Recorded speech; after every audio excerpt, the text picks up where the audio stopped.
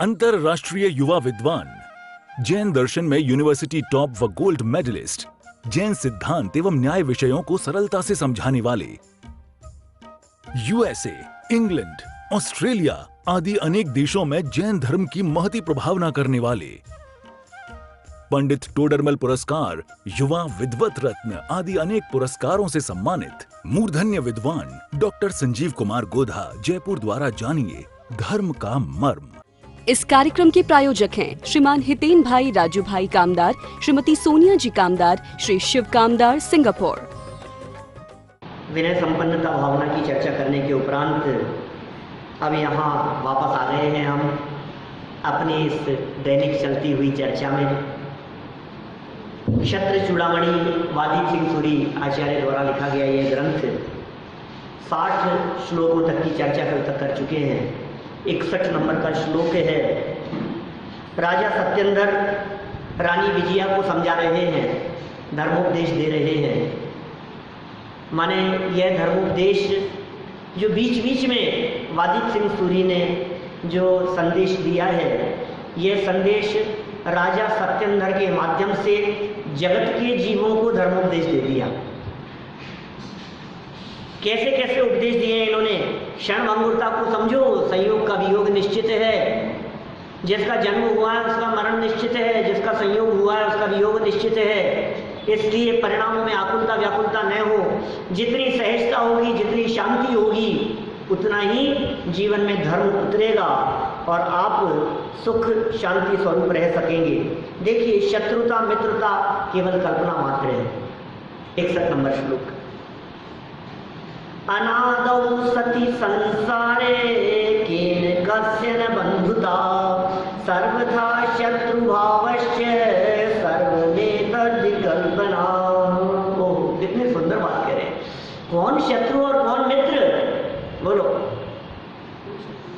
हमारे मुनिराज शत्रुता और मित्रता में सदा संभाव रखा करते हैं। कौन शत्रु की बात करें, किससे मित्रता की बात करें।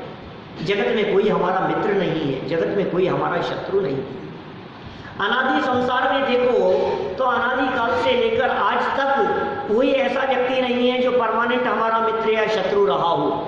जो मित्र होते हैं वे शत्रुता में बदल जाते हैं, जो शत्रु होते हैं उनके साथ में मित्रता हो जाती है।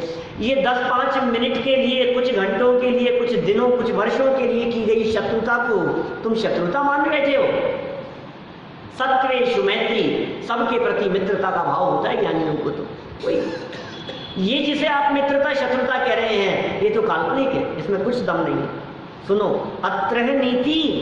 नीतिकार क्या कह रहे हैं। संसार के अनादि होने पर किसी के साथ सर्व प्रकार से मित्रता और शत्रुता नहीं होती। संसार तो अनादि है। किससे मित्रता। अरे नहीं साहब, अजय जी से तो हमारी बहुत अच्छी मित्रता है। क्या अच्छा, कि कितने सालों से, ये कोई 8-10 साल से, 15 साल से मान लो, और क्या कि बस। और तुम कितने समय से हो कि साहब मैं तो अनादि हूँ। कि अनादि अवस्था में ये 10 साल, 15 साल, 25 साल, ये क्या मायना रखता है। कुछ नहीं। कि साहब इनसे तो हमारी बहुत घनिष्ठता है। कि सुनो, ये घनिष्ठता कब से है। जिनसे तुम्हारी घनिष्ठता दिखाई दे रही है, ये अगले जन्म में तुम्हारे शत्रु होने वाले हैं। पिछले जन्म की दुश्मनी निकालने के लिए घनिष्ठ हुए हैं अभी। और अभी देखते देखते जो तुम्हें मित्र दिखाई दे रहे हैं, ये देखना, फिर तुम कहोगे कैसा सिला दिया। बोलो अब क्या करें, बोलो। अभी क्या स्थिति होगी आप कल्पना नहीं कर सकते हो। शत्रु और मित्र ये परिणामों के नाम हैं, ये अवस्थाएं। आपका उदय यहाँ बदल गया, अब वो व्यक्ति वही चेहरा, वही व्यक्ति, वही पोजीशन। अरे देखो ना, सुबह भोजन बना, डोसे बने, आपका बहुत मन था। क्या आपका बहुत मन था, बहुत खाएंगे, इतने खाऊंगा मैं, तो शाम को रखना है इसको बचा करके, शाम को फिर खाऊंगा। क्या, और शाम को हुई, अब वो अब अच्छे नहीं, मन नहीं खाने का। ये क्या हो गया। वही डोसे हैं, वही चीज़ है, वही मटेरियल है, सब कुछ है। अब तुम्हारा मन नहीं है। ये क्या हो गया। वस्तु नहीं बदली, परिणाम बदल गया, मन बदल गया। ये शत्रुता और मित्रता के संदर्भ में एक फॉर्मूला दे रहे हैं आपको। अपने आप को अनादि अनंत स्वीकार करो तो न शत्रुता का भाव होता है न मित्रता का भाव होता है। तुम स्वीकार तो करो अपने आप को एक बार अनादि अनंत। अपने आप को 25-50 साल का ही मान करके बैठे हो, इतना सही। अपने आप को मनुष्य पर्याय जितना ही मान रहे हो। मैं मनुष्य पर्याय जितना मात्र नहीं हूं। क्या जिस व्यक्ति को ऐसी दृढ़ श्रद्धा होती है, जो अपने आप को देह से भिन्न अनुभव करते हैं, उन्हें फिर जगत की शत्रुता और मित्रता प्रभावित करने वाली नहीं होती। शत्रुता और मित्रता नहीं होती। किस प्रकार होगी बतलाओ? संसार के अनादि होने पर निश्चय से यह सब कल्पना मात्र है, सब कल्पना है। देखो क्या कह रहे हैं यहाँ, यह संसार तो अनादि का है, कब से चला आ रहा है, ये जीवन कब से चला आ रहा है। जिसके साथ में मित्रता का व्यवहार था, जिसके साथ जो तुम्हारा पुत्र था वो तुम्हारा पिता था, अभी जो तुम्हारा पुत्र है ना वो पिछले जन्म में तुम्हारा पिता था। जो पत्नी है तुम्हारी वो पिछले जन्म में तुम्हारी माँ थी, पिछले जन्मों में तुम्हारी बहन थी, तुम्हारी बुआ थी, तुम्हारी पुत्री थी। अब क्या करो बोलो? एक बार देखो तो सही, वो भजन है ना, सुना ना मैंने कैसा स्वरूप है, देखो तो सही आपको। ये देखता नहीं है, संसार अनादि का है। अतः किसी के साथ सर्वथा ही मित्रता या शत्रुता नहीं होती। ओहो, सर्वथा नहीं होती। अच्छा बतलाओ, क्या आप डिक्लेयर कर सकते हो कि इनकी हमारे साथ में परमानेंट शत्रुता है? डिक्लेयर कर सकते हो क्या? ये तो हमारा परमानेंट दुश्मन है, कह सकते हो? क्या पता सा थोड़े दिन बाद में वही मित्र बनकर गया, वही हमारा हितैषी हो गया। ये क्या हुआ? ये हमारा दुश्मन हो गया। मित्रता और शत्रुता के ये सर्वभाव निश्चय से मात्र कल्पना है, सत्य नहीं है। वस्तु स्वरूप के समीप जाकर के देखा जाए तो न मित्रता नजर आती है न शत्रुता नजर आती है। ये मित्रता और शत्रुता ये ऊपर ऊपर के भाव हैं। इन भावों से ऊपर उठ करके देखो, इन भावों के भीतर गहराई में जाकर के देखो। यदि तुम जीव के जीवत्व को देखोगे, पुद्गल के पुद्गलत्व को देखोगे, संयोग को संयोग रूप से देखोगे, तो मित्रता और शत्रुता का भाव निकल जाएगा। मित्रता के भाव में राग छिपा बैठा है, शत्रुता के भाव में द्वेष छिपा बैठा है। यहाँ तो वितरागी होने का उपदेश दिया जा रहा है। न काहू से मित्रता, न काहू से द्वेष, न मित्रता का भाव है न द्वेष का भाव है। यहाँ तो सहजता है, समता भाव है। जैन दर्शन तो समता भाव का नाम है, मित्रता शत्रुता के भाव का नाम नहीं। देखो बहुत सुंदर विशेषार्थ लिखा है इन्होंने। रानी विजया काष्टांगार के प्रति विशेष शत्रुता का भाव व्यक्त कर रही है। तो क्यों आया राजा को ऐसा भाव कहने का? वो कह रही है दुश्मन है, नालायक है, इसने हमारे साथ में एहसान फरामोश है। ये तो जिस थाली ने खाया उसी में छेद किया इसने, वो शत्रुता का भाव व्यक्त कर रही है।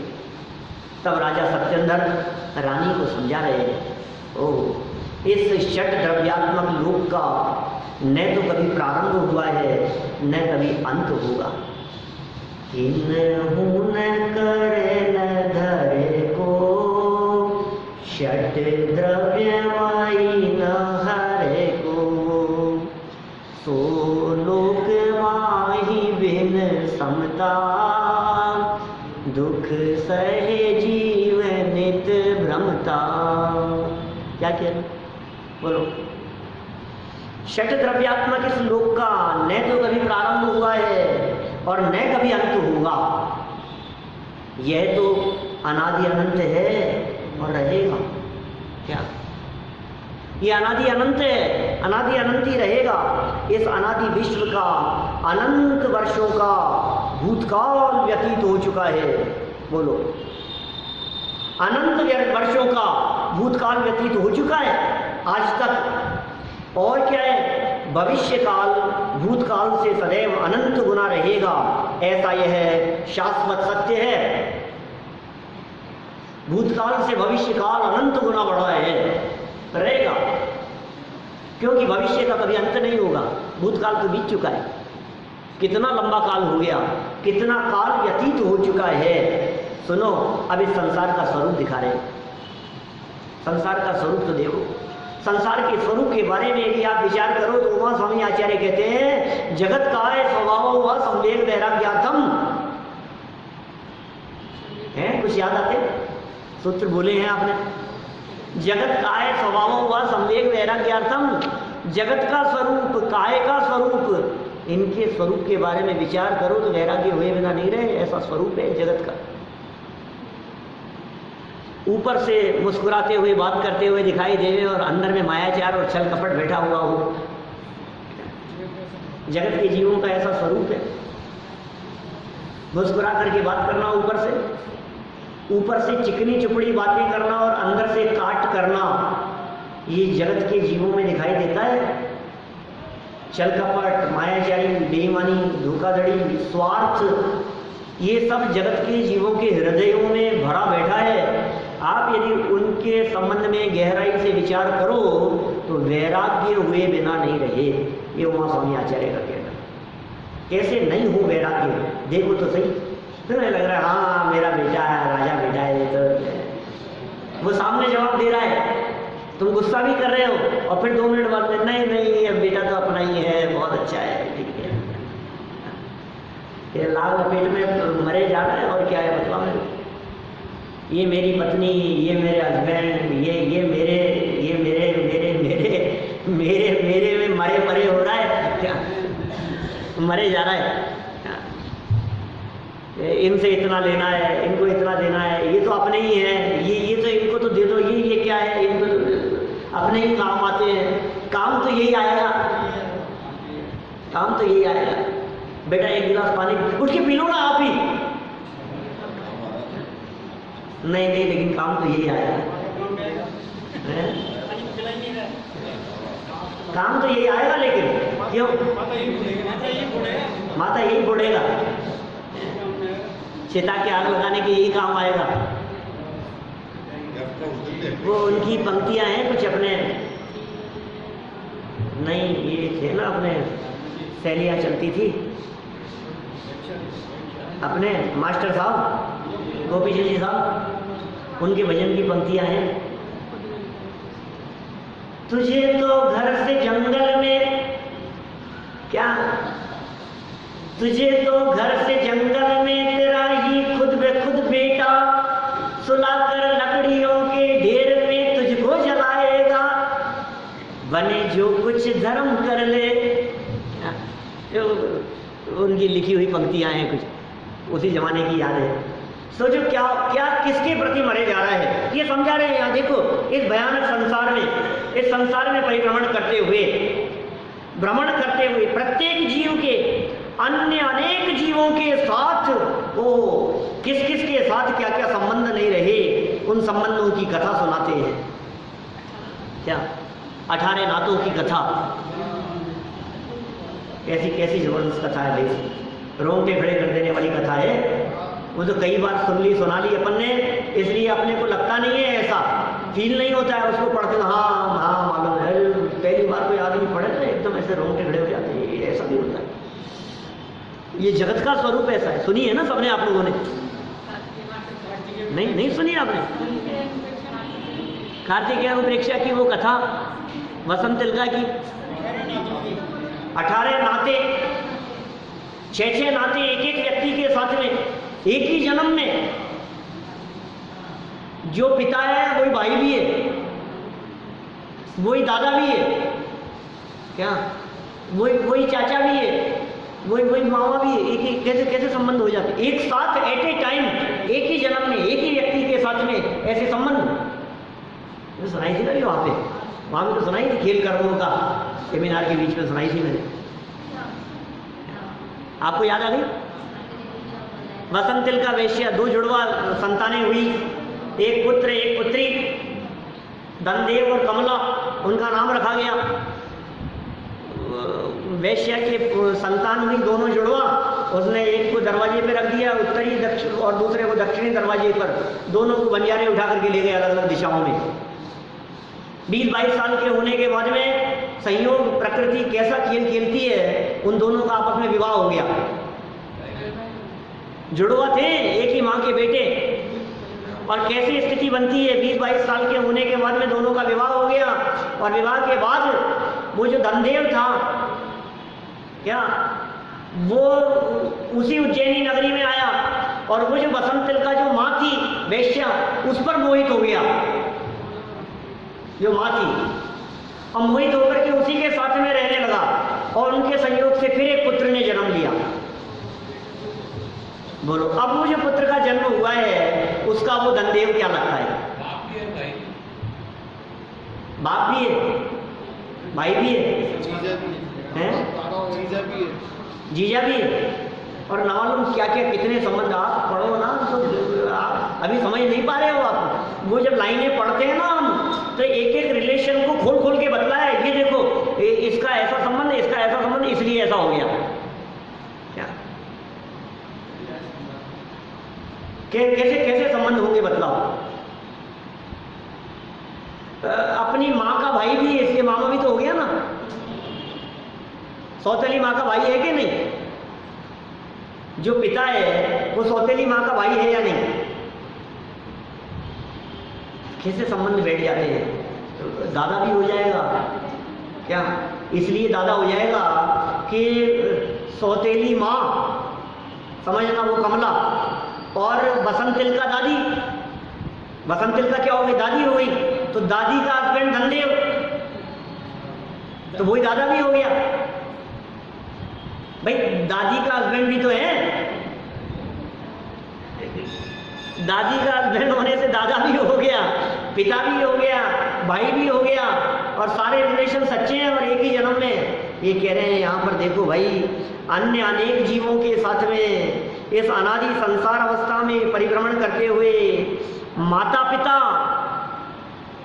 एक ही व्यक्ति के साथ में लगाओ। जो हमारी माता थी वही पिता हो गई, वही बहन थी वही भाई हो गई, वही पति थी वही पत्नी हो गई, आदि अनेक संबंध हो चुके हैं। बोलो कितने कितने संबंध। पुराणों को उठाकर देखते हैं तो सारे संबंध ख्याल में आते हैं हमारे। लिखा है देखो, जैसे रावण का भाई विभीषण रावण का शत्रु बना। जो भाई है वह उसी भाव में कुछ निमित्त पाकर शत्रु हो जाता है। जो भाई हो वो निमित्त पाकर के शत्रु हो जाता है। जो शत्रु हो वो भाई हो जाता है। अरे ये तो मेरा भाई है। जो दुश्मन था वो भाई बन गया। कैसा स्वरूप है। ये तो जीते जी दिखते हैं, मरने के बाद में देखो तो इसी रावण की चर्चाएं नीचे सुनाई है। पढ़ता हूं यहीं से क्या क्या बातें कही है। जैसे रावण का भाई विभीषण रावण का शत्रु बना, इसी प्रकार अन्य अन्य प्रकार के संबंध बनते हैं। जैसे भविष्य में जब रावण का जीव तीर्थंकर बनेगा तब सीता का जीव रावण का गणधर बनेगा। लो, इन्होंने छोड़ दी बातें, द्रव्य संग्रह में लिखी है ब्रह्मदेव सूरी ने। उन्होंने लिखा है कि सीता का जीव 16वें स्वर्ग से निकल कर आएगा तो चक्रवर्ती बनेगा, और रावण और लक्ष्मण के जीव ये दोनों चक्रवर्ती के बेटे होंगे। दोनों बेटे। ये सीता वही है जिसको रावण उठा करके ले गया था। ये रावण वही है जो नरक में चला गया, एक नारकी है एक स्वर्ग में है। अब भविष्य क्या होने वाला है? भविष्य ये होने वाला है कि सीता का जीव बना चक्रवर्ती, रावण और लक्ष्मण के जीव बने उसके बेटे। कि फिर क्या हुआ? फिर तीनों ने एक साथ ली दीक्षा, लेंगे भविष्य में, और तीनों बन जाएंगे सर्वार्थ सिद्धि के अंदर देव। अब सब दोस्त हो गए वहां हैं। पहले शत्रु था, रावण और सीता शत्रु थे आपस में, लक्ष्मण और रावण शत्रु थे, दुश्मन थे। फिर यहां क्या हो गए? चक्रवर्ती के बेटे होकर के भाई भाई हो गए। अब स्वर्ग में चले गए तो क्या हुआ? सब मित्र हो गए ऊपर। फिर क्या होगा? फिर रावण का जीव बनेगा तीर्थंकर और सीता का जीव बनेगा उसका गणधर। अब गुरु शिष्य हो गए। लक्ष्मण का जीव बनेगा धात्री खंड पुष्करार्ध के अंदर तीर्थंकर। दो बातें इसलिए कह रहा हूं क्योंकि दोनों प्रमाण हैं, इसलिए एक प्रमाण से धात्री खंड का तीर्थंकर बनेगा, दूसरे प्रमाण से पुष्करार्ध का तीर्थंकर बनेगा। तीर्थंकर बनेगा लक्ष्मण का जीव, रावण का जीव यहां तीर्थंकर बनेगा, सीता का जीव उसका गणधर होगा। जिसके थे हम पिता अब उन्हीं को पिता यूं बनाना पड़ा, भूल कर अपना घर जाने कितनों के घर हमको जाना पड़ा। है जहां में कई घर बनाए हमने, तो मालूम क्या क्या, जो हमारी माता थी वही बहन हो गई, वही पत्नी हो गई, वही पुत्री हो गई, कैसे कैसे संबंध, क्योंकि एक जन्म की बात नहीं है ना, जन्म जन्मांतरों की बात है, अनादि संसार की चर्चा चल रही है यहाँ। तो क्या कहें तुम्हारे, जैसे सुनाए हम एक बार गहराई से इसका शांति से बैठ करके यदि विचार करो। ये राजा सत्येंद्र समझा रहे हैं, रानी विजया को समझा रहे हैं कि तुझे काष्टांगार शत्रु दिखाई दे रहा है, हमें तो शत्रुता दिखाई नहीं देती। बोलो, उनको जो अपने पार्श्वनाथ स्वामी थे उनको कोई शत्रु दिख रहा था कि नहीं? कमठ, एक व्यक्ति गले में सर्प डालने वाला और दूसरा सर्प उतारने वाली, और दोनों को समान आशीर्वाद देते हैं। ये कैसे होते हैं हमारे बलिराज, ये कैसी होती है इनकी वितरागता, कैसी होती है सरलता, न काहू से मित्रता न काहू से द्वेष, किसी से मित्रता भी नहीं है, किसी से द्वेष भी नहीं है, सरलता जीवन का सौंदर्य है। ये हमारे महामुनिराज जंगल में रहने वाले, वनखंड में रहने वाले ऐसे वितरागी संत, मित्रों के प्रति मित्रता का भाव नहीं, शत्रुओं के प्रति शत्रुता का भाव नहीं। हरि मित्र महल मसान कंचन कांच निंदन तुतिकरण अर्घावतारण हसी प्रहारण में सदा समता धरण। कौन से शब्द छाट करके लाए दौलत राम जी, चैड़ाला की छठी डाल में लिखी लाएंगे, कहां से शब्द छाट करके लाए, और कैसे परस्पर विरोधी दिखने वाली चर्चाओं को उन्होंने दो लाइनों में गूंथ दिया।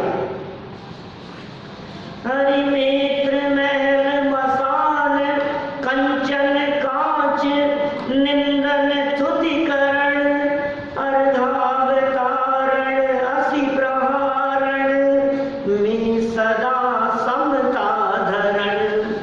सदा समता धरने वाले ऐसे हमारे वितरागी संत। बोलो, कौन कौन दुश्मन है तुम्हारे? लिखो नाम,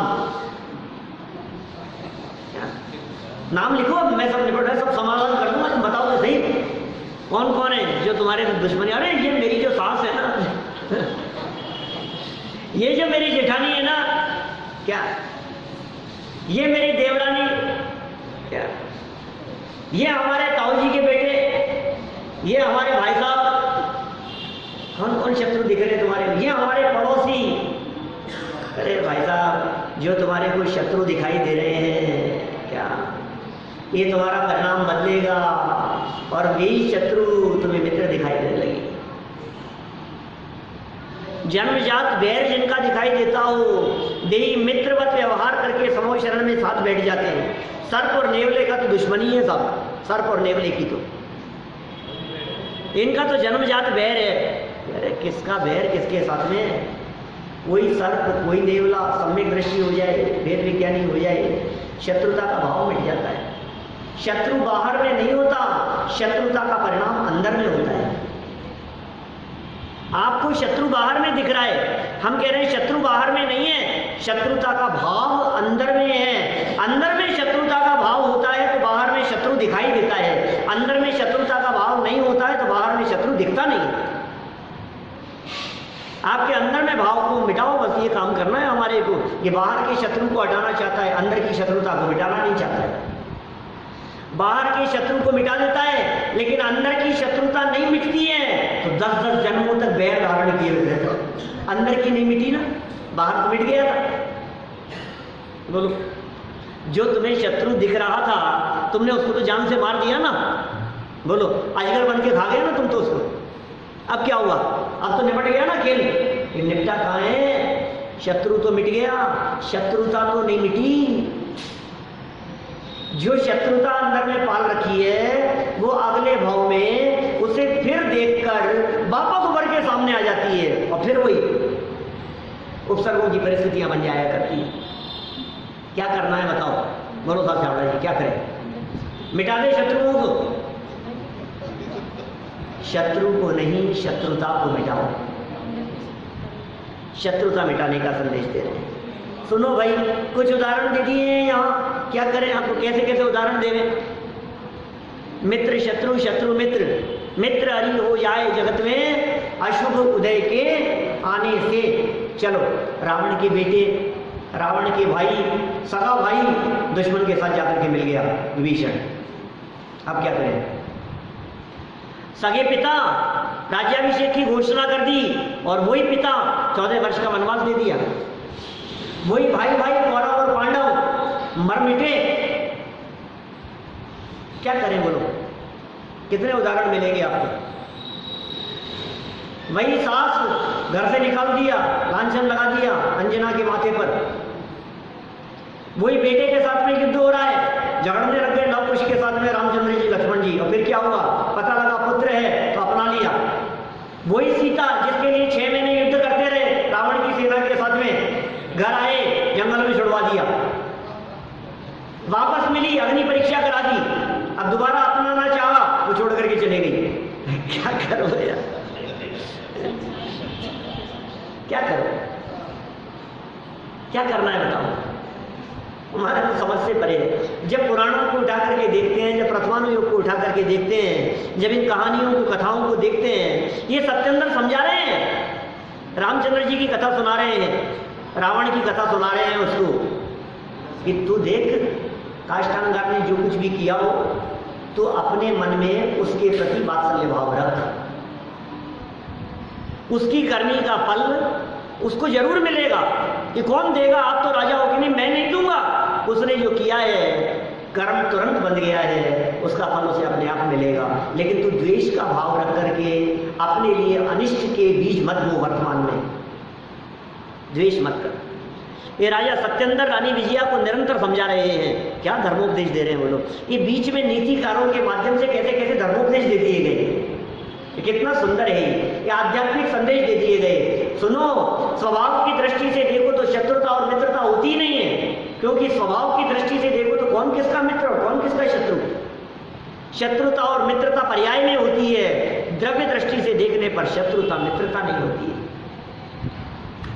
द्रव्य सब समान, सर्व जीव छे सिद्ध सम, न शत्रुता न मित्रता।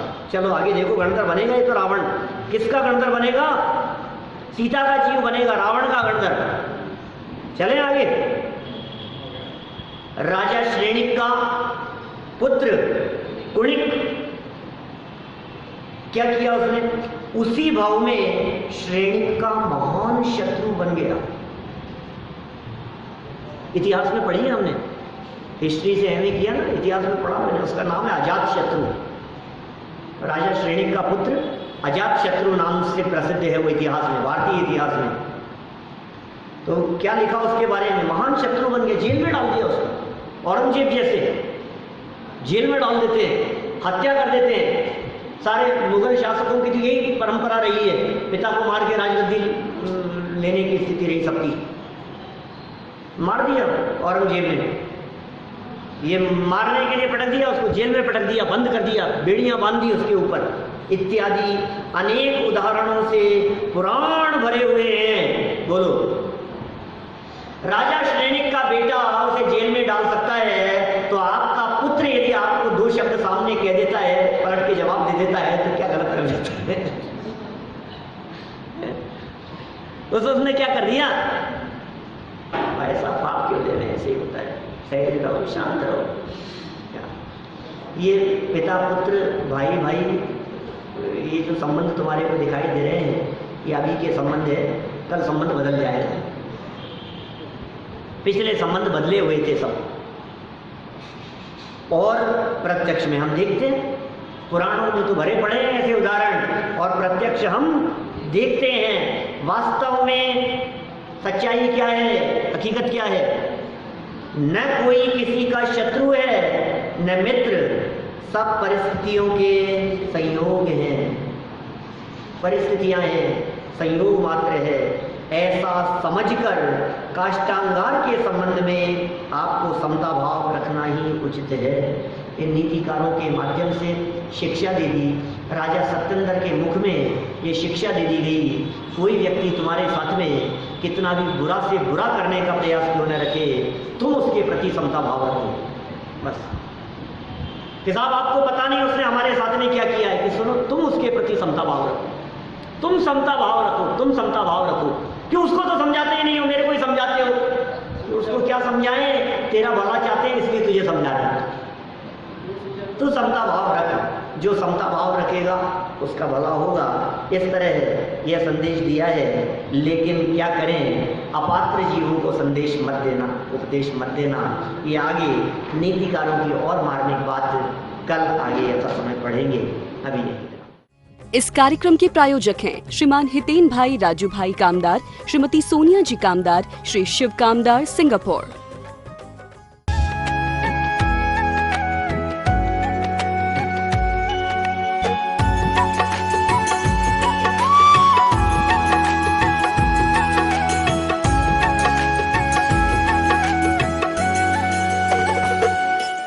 अंतरराष्ट्रीय युवा विद्वान, जैन दर्शन में यूनिवर्सिटी टॉप व गोल्ड मेडलिस्ट, जैन सिद्धांत एवं न्याय विषयों को सरलता से समझाने वाले, यूएसए, इंग्लैंड, ऑस्ट्रेलिया आदि अनेक देशों में जैन धर्म की महती प्रभावना करने वाले, पंडित टोडरमल पुरस्कार, युवा विद्वत रत्न आदि अनेक पुरस्कारों से सम्मानित मूर्धन्य विद्वान डॉक्टर संजीव कुमार गोधा, जयपुर द्वारा जानिए धर्म का मर्म।